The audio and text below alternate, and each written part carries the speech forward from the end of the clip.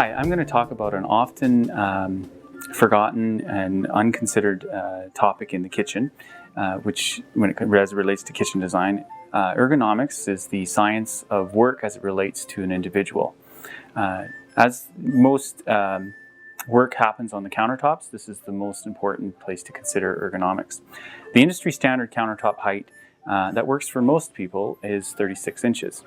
However, for some of us who are a little more vertically challenged, a lowered countertop can make a big difference in how you enjoy your kitchen long term. It's important to consider the cooktop because this is where a lot of work comes into play, and a lot of people spend a lot of time at their cooktop. If the cooktop is too high, it will put strain on your body, and you'll find much harder to do the tasks and work that you do. This particular cooktop has been lowered by 2 inches at 34 inches. And for the average cook in Canada at 5'6", this is optimal height for their working environment. The other consideration is in ergonomics is some people want countertops higher if we're a little taller. But I do warn that you have to consider, especially if there's two cooks, that the primary cook is the most important, and sometimes we have to have more than one height of countertop throughout. Sometimes 3 or 4 countertop heights are used in any kitchen.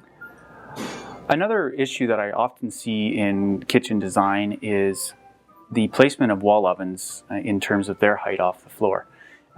This particular wall oven is placed optimally for most people. I often see designers wanting to line up lines of drawers and fronts on an elevation from a look for the aesthetics. However, they don't consider the actual how high the upper oven ends up being, which will be the primary used oven.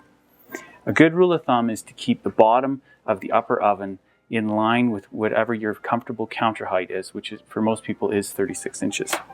This oven here, as it opens, will allow me easy access to the racks and trays.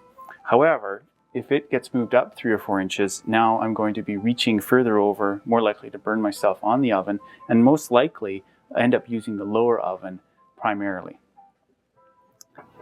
I often get the feedback from clients or prospective clients that they don't want to customize and be treated differently than anyone else. And they've said, you know, I've lived with a 36-inch high countertop, for instance, for all my life, so I don't really need to worry about changing it. But I know from experience, anyone that makes the commitment to make their kitchen more tailored to the individual, as in raising the countertop if you happen to be taller, lowering the cooktop area or prep area, or making a baker's counter. I always have great positive feedback from my clients when I run into them later, talk to them later, that that was one of the best things that they did for themselves, and they enjoy it every single day. So don't forget to consider that when you're planning your new kitchen. At Denca, we take all things into account, and every individual is different.